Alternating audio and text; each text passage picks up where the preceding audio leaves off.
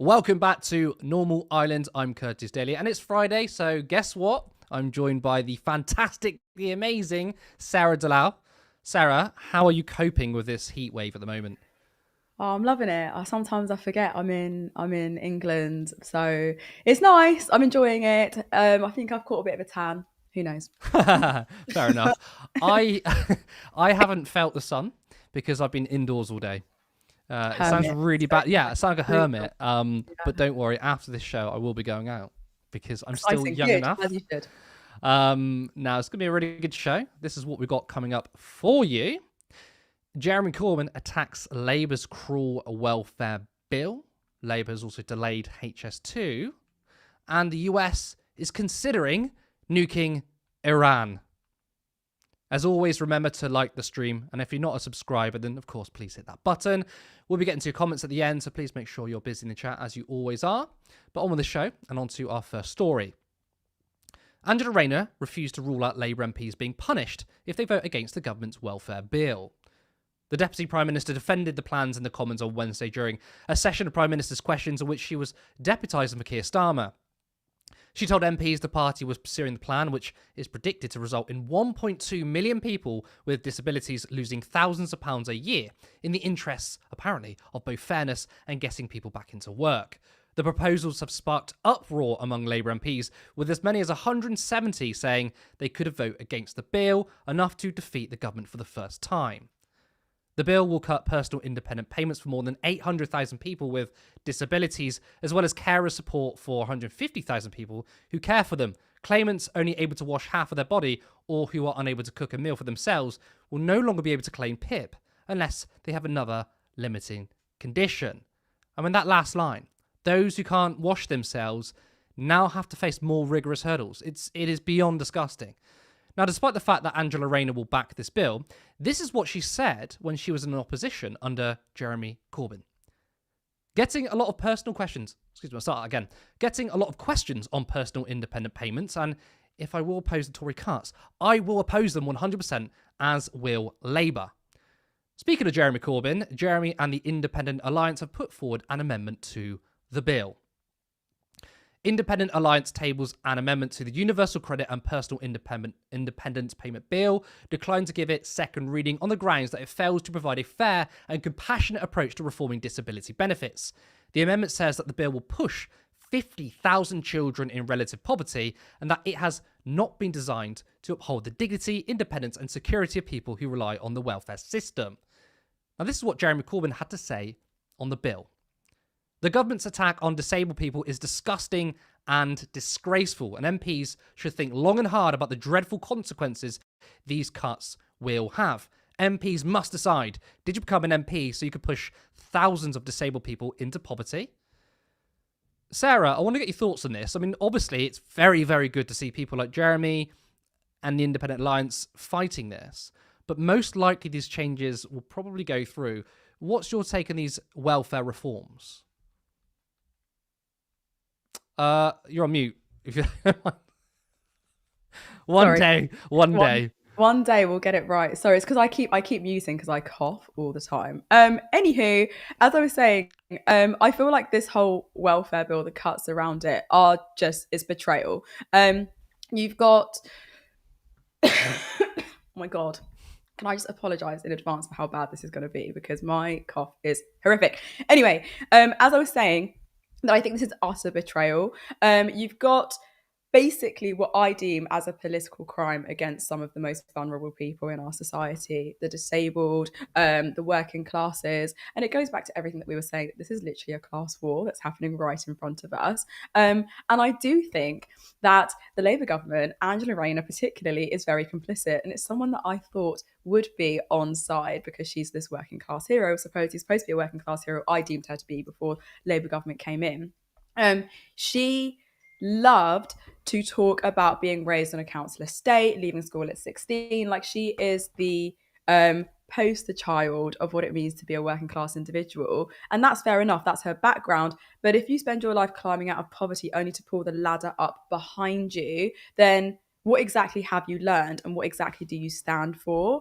So I, sorry. Oh my god, I'm going to cough. But what's even more grotesque, I think, and I call this all the time, is that this is actually political theatre, because it's not coming from the Tories, which you would expect it to come from. This is literally Labour policies, and this is what Keir Starmer's deeming or regarding as like realism, and then Rayner's like right behind him. Who actually, can we just say, is the same Rayner under Corbyn that tweeted in all caps that she would oppose 100% any pip cuts. So the irony there is actually insane. And she's now defending them in the House of Commons, cracking these jokes, wagging these fingers, and blah blah blah. But I don't know, like what again, what's changed? So all of this stuff we have to preface with the fact that over 50,000 children, well, this will push over 50,000 children into poverty, on top of how many children are in poverty already. And poverty isn't just whether they can get meals every single day. It's also the fact that there are some kids who don't even have a bed to sleep in at night. Bed poverty is very real. And that's a direct line from Parliament to empty stomachs to insecure housing. It's a frightening thing. So I think the country at the moment has been waging a very, very slow motion war on disabled people for over a decade, on working class people for over a decade too. And we could cite the Tories under this as well, because this has been some sort of bipartisan assault that's been happening for a very long time. Yeah, I definitely think it's bipartisan, because this policy of attacking welfare has been something that both parties are engaging in, right? And, well, I mean, for a short period of time under Jeremy Corbyn, that wasn't the case, but it is now. I mean, what's interesting, I mean, you brought up Angela Rayner, we can speak about her in a second. So we're getting a lot of feedback on my sound here. About Angela Rayner, you're right. I mean, she completely opposed the cuts under Jeremy Corbyn. Of course, that was the collective responsibility of the party at the time. But how much have they changed? And Angela Rayner was someone who was seen on the left beforehand. I think if she was Prime Minister, by the way, she wouldn't be probably pushing these things through. But it doesn't really matter, you know. There's no point thinking about hypotheticals. She's the deputy leader of a political party that promises change. And what they're going to do is take payments away from 800,000 people. And in particular, right, that paragraph where it spoke about people who can only wash half of their bodies, right? That apparently alone isn't enough to qualify you for PIP. People who have that disability every single day in their lives now have to qualify for another condition. So when people say, do you know what, there's people sat on their asses doing nothing, they don't need it, or it's about getting disabled people into work, I'm sorry, but this is a load of nonsense. And I'm sure you agree with me, but people will die. Sorry, 100%. I keep muting, but no, absolutely, you're absolutely right, because it's not these decisions are not accidental. They're 100% strategic. Labour is so obsessed with looking fiscally responsible, like fiscal responsibility. How is this responsible in any way whatsoever if you are pushing people into the brink of poverty, into poverty, or worse, into their graves? This is potentially something that could link could be linked to a lot of deaths in the future. I mean, we saw it under Cameron when he'd slashed the Independent Living Fund, and we saw it under May when she'd introduced, the fit for work tests, and then under Johnson we saw a lot of DWP linked deaths. What makes Labour any different than any of these leaders in the past? So Labour obviously is obsessed with looking fiscally responsible, and that means sacrifices, but it only ever starts from the bottom, or who they regard is on the bottom. Never the arms dealers, never the big corporations, never the oil companies. No, it's always the disabled, it's always the working class communities, the carers, the people without lobbies or PR firms. It's people that they don't regard as important. But the person who does stand up, it seems to be Jeremy Corbyn. It always has been Jeremy Corbyn and the Independent Alliance that are tabling an amendment that calls this bill out for what it is, and it's an attack on dignity. And there's no way around it. It literally says, no, sorry, we're not going to accept poverty as some sort of precondition for participation in society, because that's what opposition looks like. That's what being on the side of the working classes looks like. That's what it means to stand up for the disabled people. It means calling this fiscal irresponsibility, because you're pushing people into more and more poverty. And I think and I keep going back to Angela Rayner because I think she's such a traitor. Like, you talk so much about your working class background, and then to what end? Frankly, I don't care. I don't want people to weaponize their identities as a means to be like, well, I represent you, because then I regard you no different to those that stand in the Reform Party that have a pint in their hand. It doesn't give you a license to punch down. In fact, what it should do, Angela, is make you fight harder, because if you remember what it's like to rely on a system, then how the hell can you justify dismantling it? Absolutely bang on. Strong words Thanks. against Rainer, but I think it's much needed. We're going to leave it there, though. We are going to move on to our second story of the evening. The government has announced that HS2 will be delayed, and they blame it on the Tories. The high-speed rail network HS2 cannot be completed on its current schedule, and budget will be delayed beyond 2033, the government has said, blaming mismanagement by the previous Conservative administrations for the overruns. The Transport Secretary Heidi Alexander told Parliament there was no reasonable way to deliver on the 2033 target for first trains to run between London and Birmingham, after receiving a bleak assessment from the new HS2 Limited Chief Executive Mark Wilde. In a letter to Alexander, Wilde said, the overall situation with respect to cost, schedule and scope is unsustainable. He suggested the government would have to come down hard on contractors and renegotiate the engineering contracts awarded in 2020, or costs would continue to rise. Now, it seems from that paragraph that Mark Wilde is seeking to cut costs, which will ultimately include negotiating down people's wages. I mean, we really can't seem to build infrastructure in this country. Now, this morning, I caught up with Gareth Dennis, who is a railway engineer, writer and lecturer, and asked him what he thought about this delay.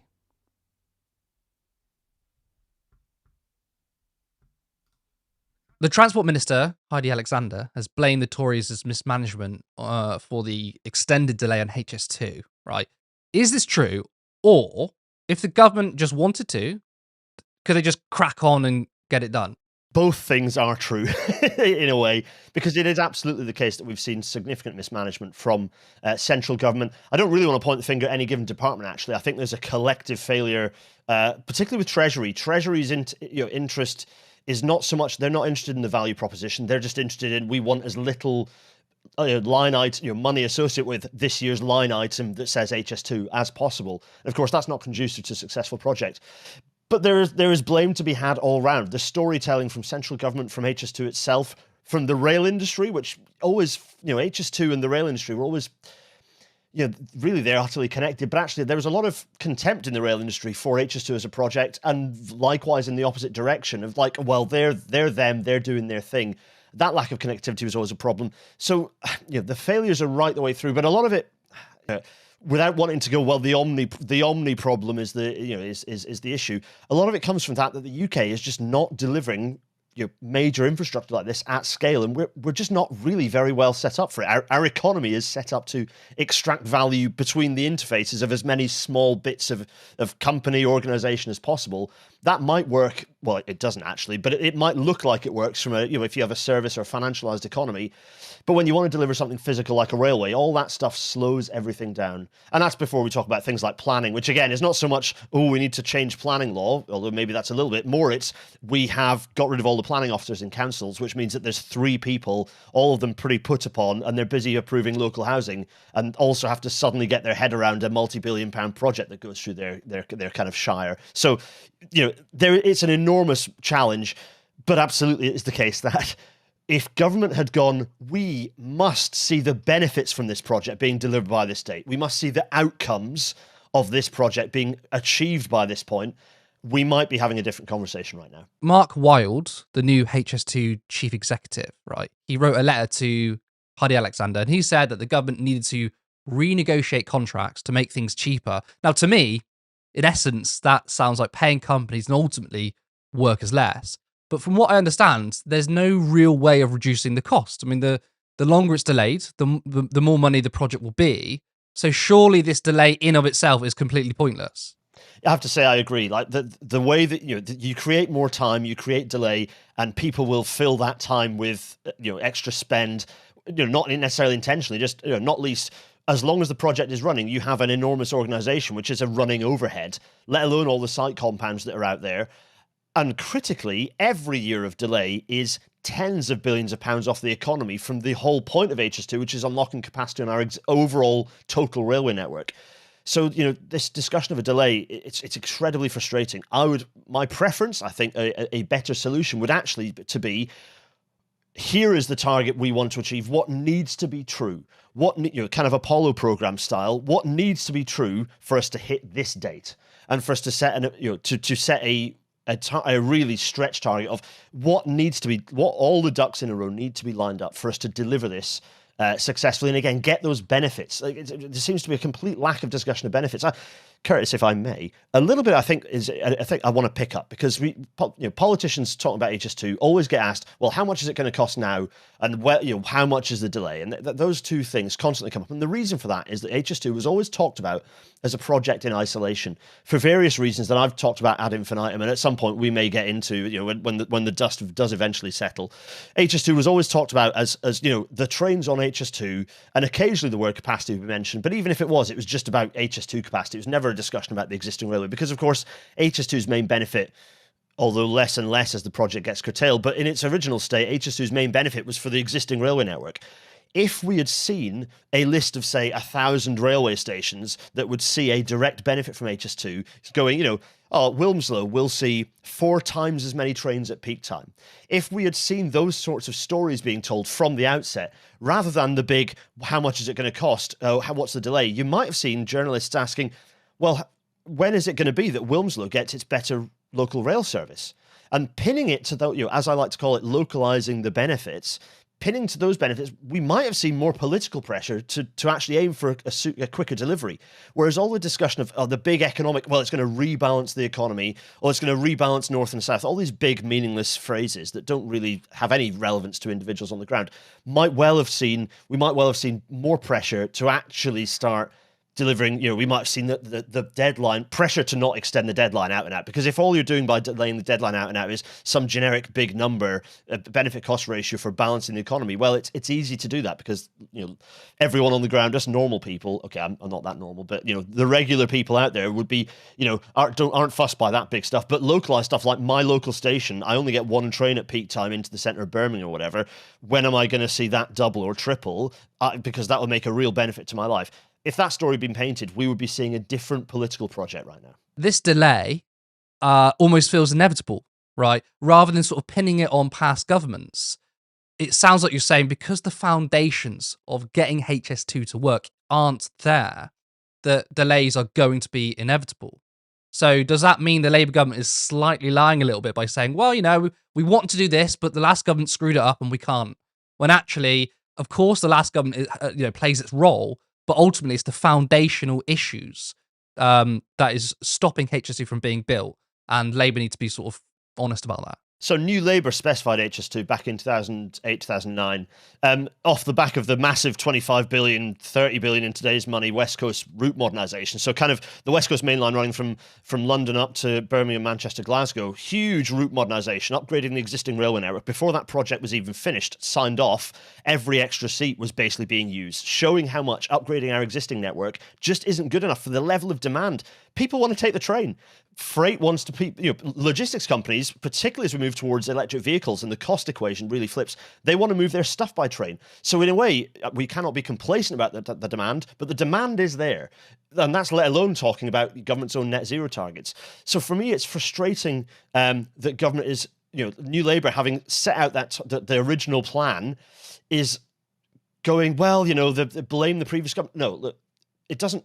The reality is we're where we are now. What I want to see is not, I was tired of the previous various incarnations of government blaming all their financial issues with the Labour government before it. It just doesn't stick. The here and now and the future is what's important. HS2 was all about the future. I'd rather see, well, what future are we looking at for our overall rail industry, and actually, to be honest, overall mobility. Because HS2 was the first really big bit of transport strategy that this country had done for decades, which is why I got so excited about it, even if it was absolutely imperfect. It was a very exciting, positive step for us thinking strategically about how we moved people and stuff around this country. And it's very frustrating now that we're looking backwards and go, well, that's why we have to thin it. And discussions about, well, if we reduce the speed, that'll improve things. Well, no, it doesn't. Firstly, it'll make no difference to the project costs. All you're doing is that's a cheeky little line you can get away with, sounding like you're the sensible people in the room, when actually having HS2 as fast, multiply useful, not least it's because no one is going from the one HS2 station to another HS2 station. Most people are going from somewhere to one HS2 station to another, to London and then out again. And so they're using the connect. So the quicker the fast bit is, the wider the reach of people who can make use of HS2 as their journeys. But also the whole point of it being fast is you get better release capacity on the existing railway network, because me in York, I could have gone via HS2 rather than straight to London, which means places like Grantham and Newark don't end up with the new timetable, only giving them basically like one train every half a day. I'm exaggerating for effect, of course, but the reality of not having HS2 is that, and this is published by Network Rail as an organisation, and about the new timetable, is that there will be an accepted reduction in punctuality of services because of how busy the East Coast Main Line is going to be, the London York Edinburgh line, because they're running a genuinely spectacular. It's a wonderful feat of timetabling to get as many trains as we get on the East Coast Main Line. But the result of that complexity and that busyness is that the reliability and the punctuality will naturally drop. That's what HS2 rid us of, because we actually we could run more trains, but more similar types of stopping pattern, and therefore a more reliable service. HS2 disappearing denies us that. And again, we come back to the point, the longer we delay HS2, the further we are from those massive economic benefits. And again, I don't want to be generic big economy stuff. What that means is local stations that get more trains, meaning more people have more options to travel around, more options for work, more options to go and see family, spend nights out without having to drive or take a taxi. They get to enjoy life as much as having more options for work, and therefore the economy moves upwards. And not to mention all the space for extra freight and all the growth the government wants to have. Well, you have to move things around for growth. So, the longer we wait, the further we are from people seeing those benefits. In your view, right, you're the Transport Secretary. You have the full backing from the Treasury to spend whatever you want, right? What would you do to make sure that HS2 is built in full? So I would be going, what do we want transport to look like? How much rail travel do we think is the right amount of rail travel as part of the overall picture? And then you can quite quickly work down from there. You go, right, I want 25% mode share. So of overall passenger kilometers being traveled, I want 25% of them to be by rail. Or you could say of every journey, I want this many. And you can work your way down from there, because that means you need this much capacity on any given corridor. So you can look at the big rail, big north-south corridors, London, Edinburgh, you can, London, Edinburgh, Glasgow, this many people will travel, including future growth of populations and stuff. This many people will travel. Therefore, we need this many more seats on the railway. And that allows you to go, well, we cannot achieve that on the existing railway. We need HS2. And we want that growth by then, which means we need HS2 by then. There's your target. And you work down from, what do we want the future to look like for mobility in this country? Therefore, how do we deliver it? And that, to be honest, was an analysis and a strategic target setting exercise that was lacking. We kind of want the JFK moment. We will go to the moon, not because it's easy. That kind of is where we need to be at with transport.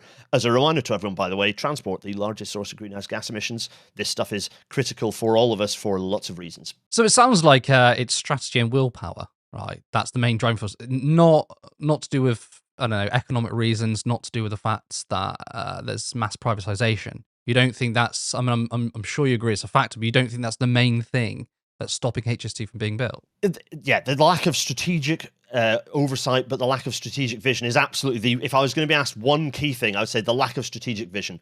There are dozens of reasons, and it absolutely includes the fact that and this is acknowledged, interesting enough, by one of the big, I think it was PwC, who I wouldn't say are like leftist radicals. PwC acknowledging that the construction supply chain is far too fragmented. There is far too much outsourcing. Again, PwC saying that there's too much outsourcing. If those guys are saying it, then good grief, it must be even far worse than they're even characterizing. So compared to the rest of mainland Europe, our construction industry is very fragmented. We outsource and they subcontract and subcontracting all the way down. That's certainly a factor. The approach we've taken to shoving everything into one more enormous mega project rather than going, here's our strategic vision and we're going to split it into lots of deliverable bits. I could go on and on and on. But that, for me, the main single headline is the lack of strategic vision. And the letter that's been written to the DfT, it dances around that a little bit, because if you address that specifically, it might mean that government would have to do it. And that's the one thing that's lacking from what we've seen from Mark Wilde, is saying there needs to be a strategic vision. We haven't seen that yet. My question to you then is, why haven't the government done it? if why aren't they doing this sort of, not to reduce it to can-do attitude, but kind of essentially that, why aren't they doing this if it's simply just strategic and willpower? Let's put it this way. Constantly people send me snarky tweets going, well, we should just give it to China and they'd deliver it. And my immediate response is, well, that would require the UK to be China, because if you just brought CRRC or whoever, they'd have exactly the same problems. But what's interesting about that is, well, why is China being cited as an example like that? Well, the process by which China builds high-speed rail is, let's say it is not perfect. It is not great for locals on the ground. However, as a part of a big picture, they have not gone, the economy, capital T, capital E, is God. Therefore, we have to limit our spending to make sure that, we don't exceed this made-up fiscal rule and that what they've gone is, this is what we need to do for our country, for the shape of our country in its future, and that is build an exhaustive high-speed rail network. And they did it. They went, we need to do this, and then we're going to do it. Whereas, and the economy is merely a measure of how effectively we have decided to shape and push the shape and the vision for our future kind of country and what that looks like. Whereas everything must follow a series of spreadsheet outputs related to accountancy rules within the economy. And that's what we lead our entire shape of the country by. And it's upside down. We're currently seeing a lot of redundancies in the rail industry from lack of government investment in things like electrification, particularly 7,000 people made redundant in the last single year alone. And I was explaining to an audience at a big rail industry event that's just happened this week. I was saying, look, it's not that there's no money in the economy and that's why we aren't seeing investment. It's that there's no investment and that's why there's no money in the economy. Those 7,000 people are now paying either no tax or much less tax because they're no longer employed, which means the government has less money. If the investment had arrived, they'd have tax and therefore government coffers would be boosted. The lack of investment is the first step. It's not that there's no money and therefore we can't invest. It's that there's no money because we're not investing. It's a really key point that people don't grasp, and including my own industry, we're very guilty of it. So that was engineer and writer Gareth Dennis. He is absolutely fantastic. Please go check him out on YouTube. It's Gareth Dennis TV. And look, I'm pretty interested in transport, right? But when you speak to him and listen to him, you become more engaged and interested because he's so interested in it. So please, if you haven't seen him, go check him out and go subscribe to his channel. We also interviewed him a while back, so I do recommend you check that out. Now, if you are enjoying the stream, then please like and subscribe, just to remind viewers that we are 5 volunteers. We do not get paid for this work, but one day we would love for this to be our full-time jobs. So if you can, then consider becoming a supporter by going to turnleftmedia.co.uk/support. There you can become a monthly patron, or there is another link for a one-off donation. Of course, so you can also become a YouTube member for just 99p. Now, we would really, really like to be able to afford a studio so we can have a consistent production value on our shows, but it also means we can have far more in-person interviews. When we do that, we have to get a train down. It becomes costly and it's quite hard to navigate. So we are aiming to reach an income of £1,500 per month. So again, if you can, then please consider becoming a supporter. Now, on to our final story. The Trump administration has considered using nuclear weapons against Iran. Donald Trump has suggested to defense officials it would make sense for the US to launch strikes against Iran only if the so-called bunker buster bomb was guaranteed to destroy the critical uranium enrichment facility at Fordo. Trump is not considering using a tactical nuclear weapon on Fordo, but the defense officials who received the briefing were told that using conventional bombs, even as part of a wider strike package of several GBU-57s, would not penetrate deep enough underground, and that it would only do enough damage to collapse tunnels and bury it under the rubble. The defense officials were also told to completely destroy Fordo, which apparently Israeli intelligence estimates to go down as far as 300 feet. It would likely require the US to first soften the ground with conventional bombs and then ultimately drop a tactical nuclear weapon from a B-2 bomber. Now, of course, you heard there, Trump himself hasn't said that he's likely to use a nuke, but officials around his team suggested they could. So if Trump ultimately listens to them, we are in big, big trouble. Sarah, how do you feel about the prospect of World War III with nukes just to defend a genocide? It's so insane. Like, I think we're staring down the barrel of global annihilation. And I call it out for what it is. This is imperialism. This is happening right in front of us. The fact that the US is playfully floating with the idea that they want to drop nukes is actually so insane. And I don't think this is actually some abstract scenario. This is actually them wanting to, like, they want real targets to be nuked, quote unquote.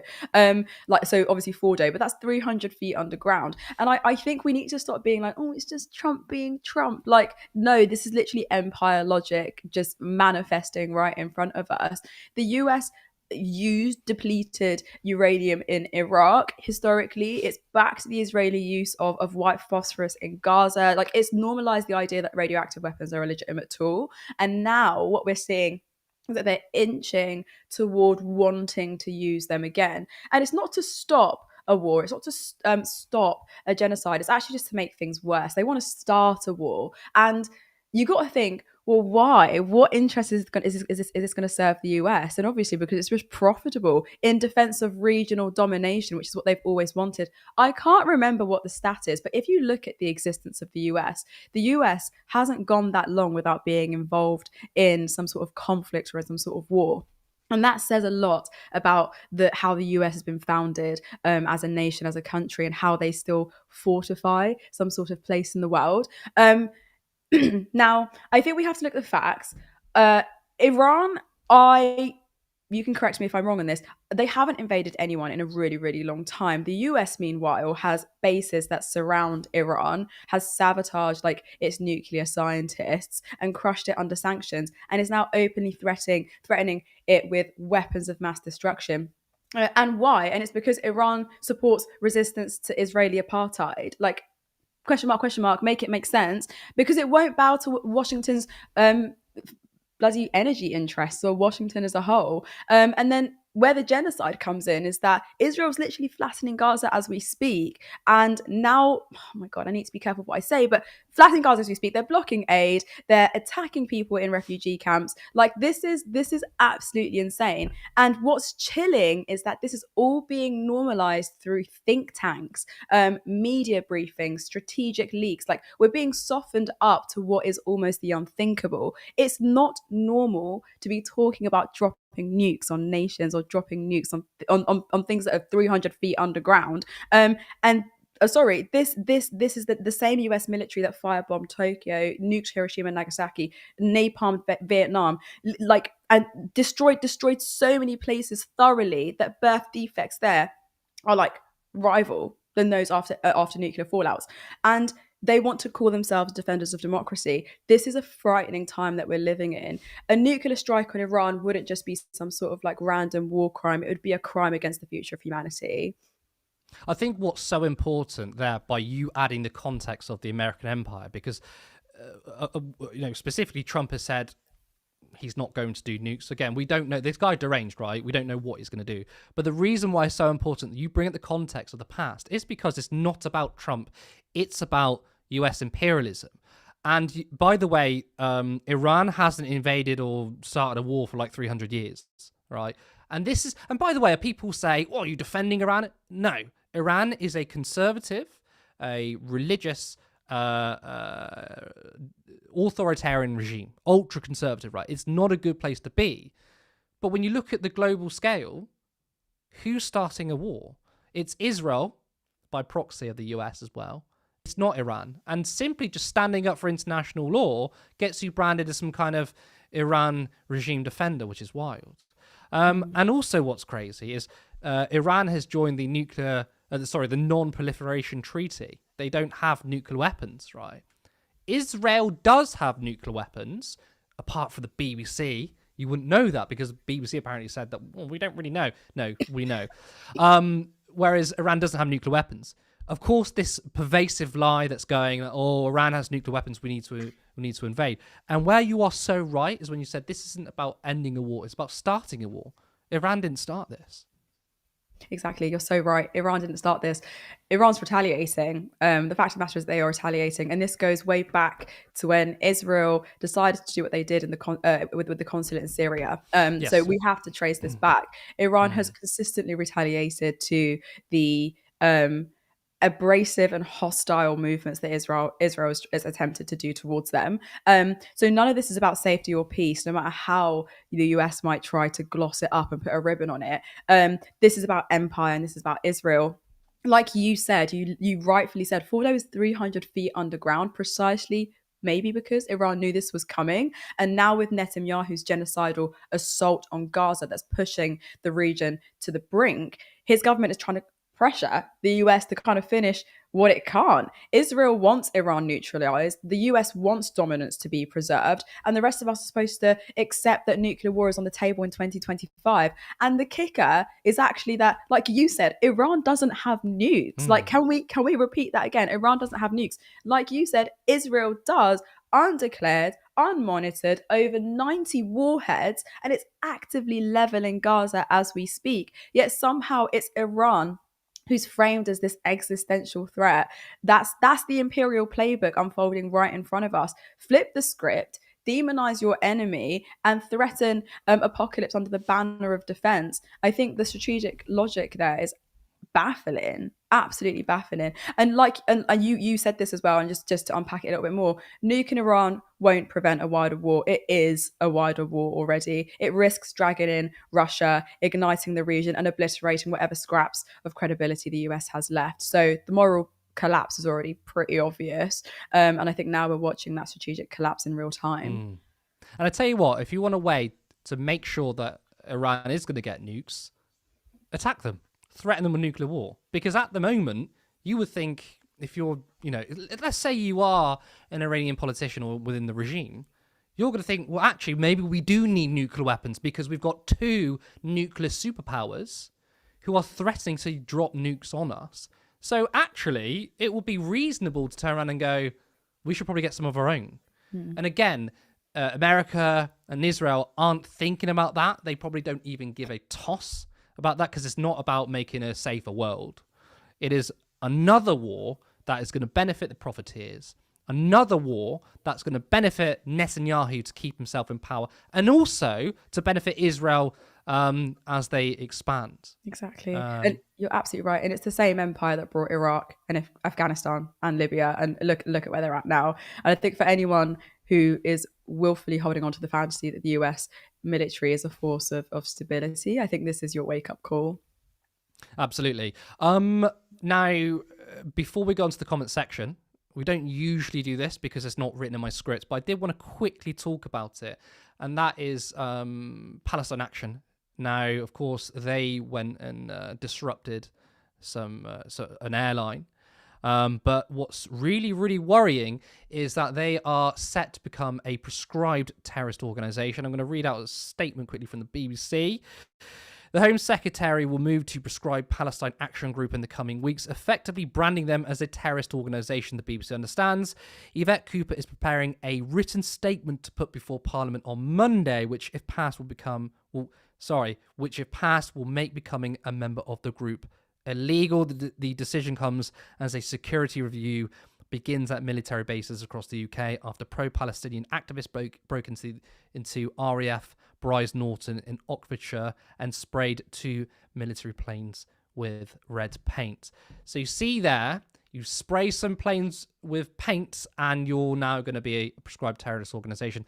Sarah, I just want to get a quick comment from you on that. I mean, it's wild, people standing against genocide. No one's harmed anyone, no one's calling for any violence, and yet as of Monday it could be that they are officially a terrorist organization. Yeah, I mean, Palestine Action's mission isn't hidden or obscure. Like, they have been pretty direct and they've been pretty consistent in that, and that is to disrupt the multi-billion-pound industry when it comes to the British arms supply chain to the violence in Gaza, in Yemen and elsewhere. They are shining light on the companies that are complicit in this. And they're not isolated radicals. I'm just going to put that out there. I think their actions echo broader global movements, and I think this has to sit within with the historical foregrounding.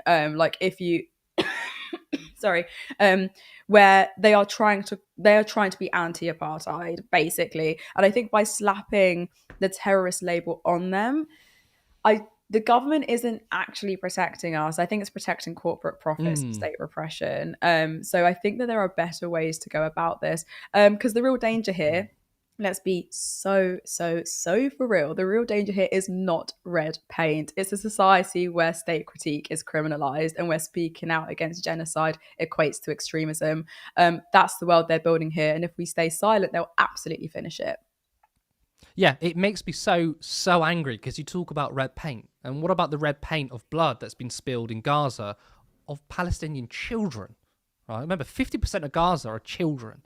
And that's what Israel's doing. It's what we're doing. It's what America is doing because we're giving them the weapons to do so. We're making cover for them.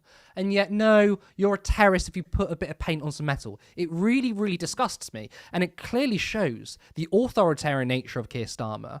But this wouldn't just be happening under Keir Starmer. Any government, the same would happen. Because you're absolutely right. It's about defending colonialism. It's about defending corporate interests. And it's about defending genocide.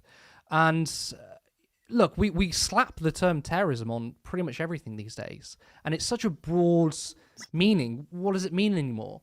But I mean, I was maybe I'm old-fashioned, but I thought terrorism was basically the idea that you could spread ideas through violence and fear, and usually those ideas are with violent intent. But doing a bit of spray painting because a literal genocide is going on, it's absolutely disgusting. It's mind-boggling, and actually it's deeply dangerous, to be honest. I do think it needs to be contextualized historically. I don't know if anyone remembers like the Fulton 18 case, like in 2024 when there were 18 Palestine Action supporters who targeted the systems factory in Bristol, and they were arrested under terrorism laws as well, but not for violence, but for property damage. So families, there were mainstream media and even Amnesty actually sounded the alarm, and they were just kind of like, this isn't extremism.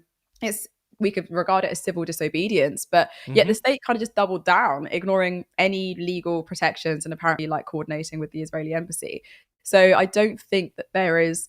It kind of makes you feel a bit hopeless because, like you said, they're activists using paint and glue and direct action tactics. But it's obviously, sorry to cut you off, but it's obviously about sending a message, isn't it? It's the act in itself is not violent. It doesn't warrant you being put on a terrorist watch list or a prescribed organization. But if they don't do anything about it, they're worried that people are going to get ideas. And I tell you what, you can disagree with many things in the UK specifically. But one thing they do not like you to do is disagree on their foreign policy. Because you're not just disagreeing with the UK, you're disagreeing with Washington. And there is such a powerful lobby to keep the establishment foreign policy intact. And this is another example of it.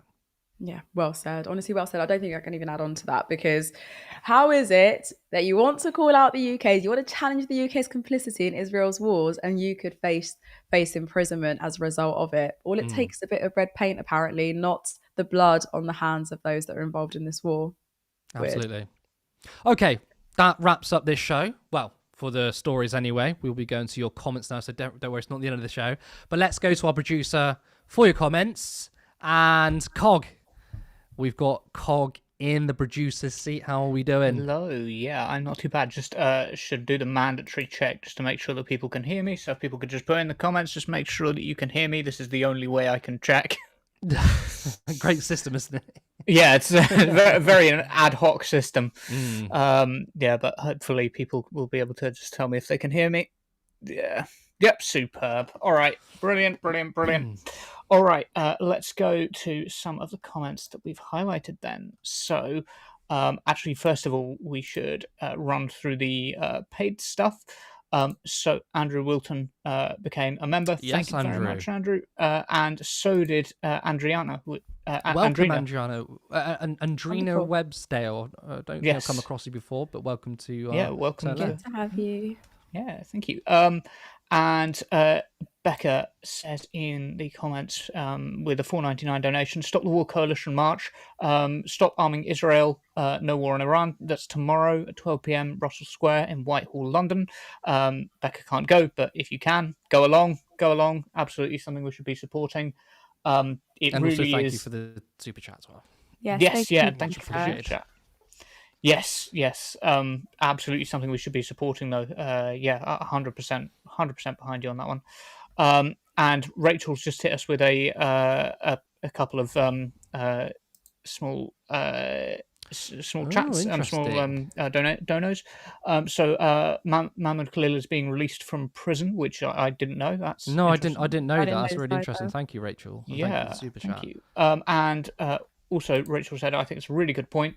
Last year, idiots were calling Trump anti-war, for fuck's sake. Yeah, do you know what? I forgot to make that point. I was going to say to you, Sarah, like all the MAGA people who are like, I mean, there's a tweet of Charlie Kirk, which is someone screenshotted, and it's like, hey, if you want to vote for Kamala Harris, then vote for Kamala Harris, and we're going to have permanent war in the Middle East. Vote for Trump, we're gonna deal with Russia, or we're gonna have peace with Russia, and we're gonna have peace in the Middle East.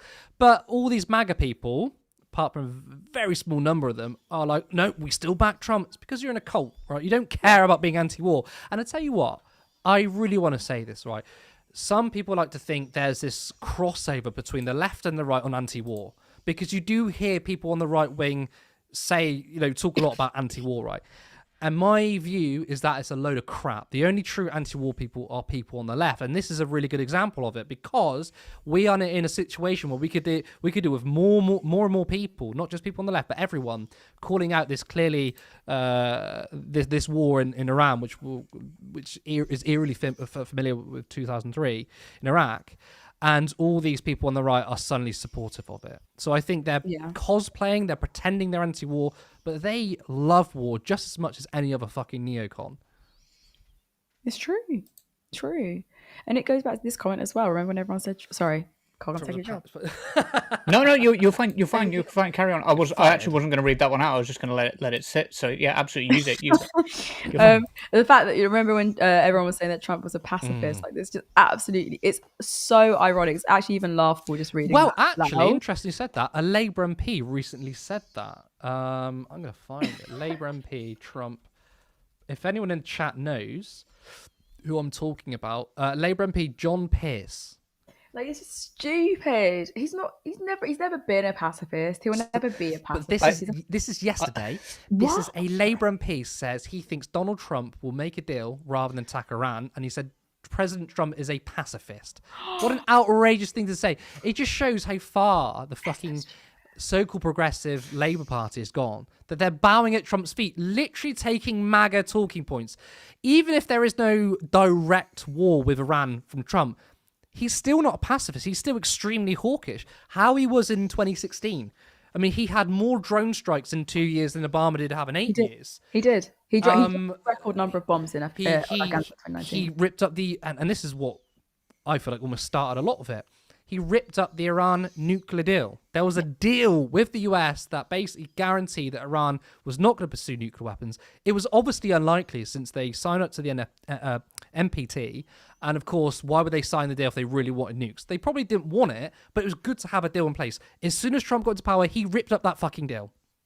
Yeah, if that's people's idea of pacifism, then maybe George Orwell. I'd hate to know what a pro-war right-wing Republican president. No, it's true, like, and it's true. But like, if that's people's idea of pacifism, you've got Labour MPs saying that, then George Orwell was absolutely right when he said war is peace and propaganda wins, literally. Because I think him trying to be some PR savvy war hawk is embarrassing. It's terrible. Just proves that despite the fact that so many people try and act like Donald Trump is taking on the establishment, he's very much the establishment. Like, economically, he's a very rich guy. He's made $600 million since he became president the second time. He gives tax cuts to billionaires. You don't need to have someone explain that to you. He's a billionaire himself. He literally had the richest man in the world by his side, right? But when it comes to foreign policy, people are like, wow, he's going to shake things up.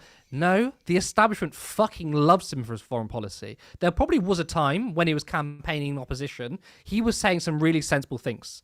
He sounded like a leftist. He was completely calling out Obama and the Democrats for being pro-war. And I think maybe the establishment was kind of spooked from Trump there because they thought maybe he's actually going to delineate from our foreign policy. But because he's such a cuck for power and the billionaire class, he was never going to delineate from foreign policy. No fucking chance. And look, it proves, we're right and the MAGA people are eating their fucking hats. Sorry, anyway, Cog. What do you think in terms of splits in the Republicans, though? Because there's been a whole sort of like, Tucker Carlson and various other sort of right wingers, Tim Pool, are saying, we can't agree with this. Trump's got this one wrong. He's supposed to be the peace president. Blah, blah, blah. There's a split between like the MAGA diehards, the people who genuinely believe in "Make America Great Again," and the people who like clearly are just jumping on that bandwagon because it's a means to power. Like they'll take power through any means. So Ted Cruz, in contrast to Tucker Carlson, like Tucker Carlson and Marjorie Taylor Greene are like the true believers. Do we think that's a split that we'll maintain? Because personally, I can't. I think they're going to fall in line, but I don't know what your sort of take on that is. That's a good point. I think it depends how deep that split goes. I don't see the split being quite as deep where it's going to do that. Now, you're absolutely right. Marjorie Taylor Greene, right? By the way, I think she's an awful, terrible person, but she's one of the few true nationalists, right? Because a lot of so-called nationalists and America First people aren't, because they love Israel and they're like, oh yeah, let's send loads of money to Israel. Think of all the politicians that are bought by AIPAC, right? Obviously, that's more than the Republican Party, but so many people are like, oh, we believe in America. Shitload of money going to AIPAC, and they support Israel. Tucker Carlson and Marjorie Taylor Greene, are more principled in their nationalist America First stance. MTG hasn't taken a dollar off of AIPAC. But do I think there's going to be real splits? No. At the end of the day, I think what drives right-wing politics is power. Now, that doesn't mean it's not guaranteed. There's going to be a handful of people who will sort of fall out with them, but we've seen this before. We've seen the Tim Pools and the right wing grifter commentators in 2016 who were like, oh, you know what, fuck Trump now. And then when it came to 2020 and 2024, they were like, well, we'd still rather Trump than Joe Biden, Kamala Harris, whoever. So they still fell in line. So I think it's very safe actually right now to criticize Trump. But if this was around an election time, they would never risk, in their view, a Democrat president. So I think there's going to be some chatter on for some right-wing commentators, but ultimately, most of them are fucking grifters. Yeah. Most of them love power. I think they'll fall in line. Yeah, I think we need a principled anti-war stance, not just some stupid equivocation. Either you stand against imperial wars like Iraq, Libya, and Yemen, or you're enabling them by default. So Tim Paul saying I just highlighted this one for you, for Sarah. What's this one? On screen. It says, oh, bless you, Sarah. You look like you're suffering with that cough. Have a drink, love. Alcohol is a cough suppressant. Well, there you go then. I'm trying not to talk too much because that's what makes me cough. Yeah. Well, I don't have a cough, but I'm going to be taking lots of cough suppressants later on. I knew you were going to say that. You did, didn't you? We know each other so well. Yeah. I was like, if you didn't say it, I was going to say it. Anyway, so but sticking with this, with the potential for nuclear escalation, then I don't think that we're sort of staring down the barrel of annihilation at this point. I think it's a little bit more limited in that I think that a tactical nuclear strike, although unlikely, I just want to emphasize that I still think that's very unlikely, but a tactical nuclear strike would be devastating in itself, because you're talking tactical nuclear weapons are still pretty fucking big. Mm-hmm. Like, they're pretty fucking big, and they would make parts of Iran. And by the way, Fordo is in central Iran. Like, it's just south of Tehran. Like, it's very much like Iran is a mountainous place, but it is very close to Tehran. So that's obviously going to be a massive concern, making an area so close to the capital of Iran uninhabitable. And along those lines, Edward put this rather interesting comment in. I did see some disagreement from Rachel, I think it was, in the chat. Edward said, you only have to worry about a nuclear exchange if Russia decides to retaliate, or possibly Pakistan, who have said they might nuke Israel in the event of Iran being nuked. I would say I tend to agree with Rachel there, in that Russia probably won't get involved because of their capacity to be able to fight a war in the Middle East right now. We're not talking about Russia 2014. we're talking about Russia 2024, and if push comes to shove, sorry, 2024, 2025, and if push comes to shove, I do think they'll prioritize Ukraine. They won't prioritize Iran right now. If anything, Russia could probably try and see this as an opportunity when all eyes are on Iran and Israel. Yeah. Russia might try and push harder. Yeah. I don't. Yeah, and yes. the thing is, 99% of the time when people threaten nuclear warfare, they obviously don't. I mean, if they did, we wouldn't be here. But I think it's the worry is escalation. So even with the tactical nuke, it'll wipe out the city, or at least half the city anyway. The worry is escalation.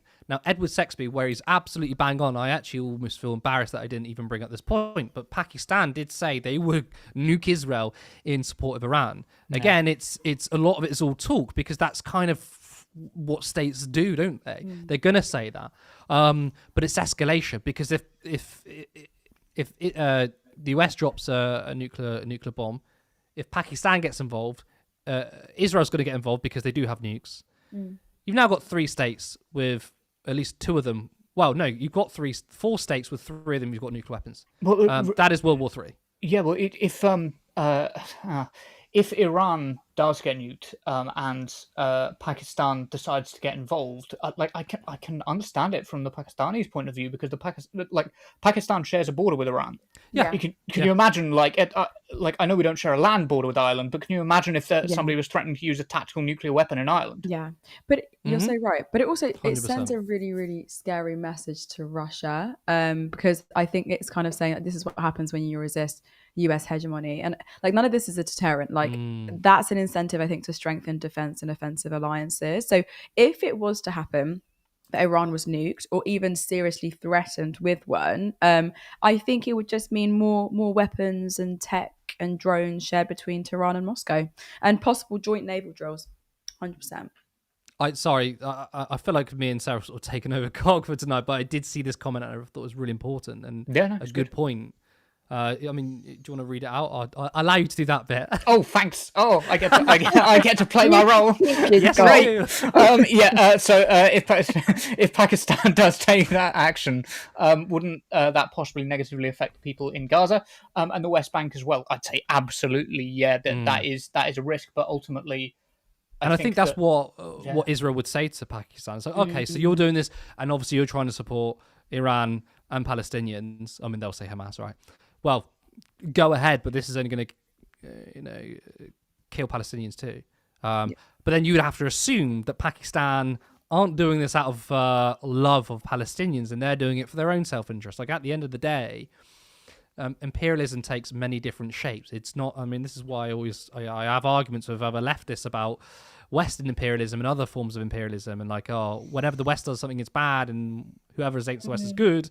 It's like, no, I mean, you've got Russian imperialism, for example. So, just because this could negatively affect Palestinians in Gaza doesn't automatically guarantee that Pakistan might go, oh, better not, because at the end of the day, all states are inherently selfish. Yeah. That's what they exist to do. True. They all want to put their mark on the world. They all want to expand.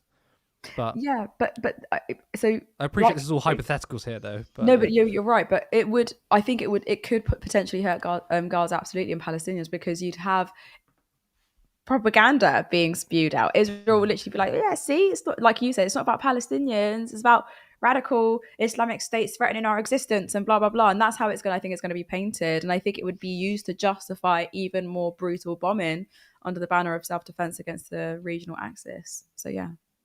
Yeah, it is concerning. I think a lot of people think of Iran, that's just like another Iraq, and I know why people say this, but Iran is not another Iraq. Iran is a country with intercontinental ballistic missiles that is capable of striking Israel, which is, I mean, Israel is a lot better defended in terms of missile defenses than any American bases in the region, than the American mainland, than Britain. Right, if you're talking about countries that could pose a threat to the West that we don't want to engage in conflict with, Iran has to be pretty high on that list, because Iran is the most people do call it the China of the Middle East for a reason. It's an incredibly, it's just not very comparable to Iraq because Iraq is about a third of the size of Iran. Yeah, but I suppose the comparisons are the propaganda that led to the invasion of Iraq, isn't it? Absolutely, and I do understand that, but like it's just the comparison is in that sense is right, but it also kind of understates the point quite a bit. I do because we do have to finish a little bit early, but I do just want to go to 2 more quick comments. I won't ask you for commentary on them because they are just a couple of little ones that I really thought we should highlight. One, Gareth Dennis said, a bit late to the party. Thanks everyone Gareth. for having me on earlier. Such a wonderful surprise. Yes. Hope you're doing well. And also, again, if you're still watching, Gareth, thank you for making the time for me. Because I think he was had a busy day, but he slot me in the morning. But yes. Yeah, Gareth, your energy truly contagious. I love it. It is. And Graham Turner said, this is the railway man from Navarra downstream. He knows his onions. Graham's brilliant. Which is a great way to end the comment section. I'll hand back over to Curtis. If he's got his earpiece in. You were showing Gareth's comment again. I didn't see the second one, but I read the one earlier. Okay, that is all for comments, isn't it? Brilliant. Okay, well, thank you so much. Sorry, did that not come up? No, there it is. Yes, this is the railway man from Navarra downstream. He knows his onions. Yeah, I thought that did come up. He knows his shit, I'll tell you that. Yeah. Okay. Sorry, hand back over to you. Thank you, Cole. Thank you. That is all we have time for. Thank you to our viewers who tuned in. Of course, thank you to Sarah for joining me tonight. Remember to like this stream, and if you're not a subscriber, then hit that button. If you want us to grow, then you can head over to turnleftmedia.co.uk/support. There is a link to our Patreon where you can support us monthly, or follow the other link to give us a one-time contribution. Alternatively, you can become a YouTube member for just 99p. Well, that is it for us. Have an amazing weekend. Try and enjoy the weather, although if you ask me, I think 25 is about right. But thanks to all of you again, and I will see you next time. Support independent media. Support social justice that's there on social media. Thank you. Turn left.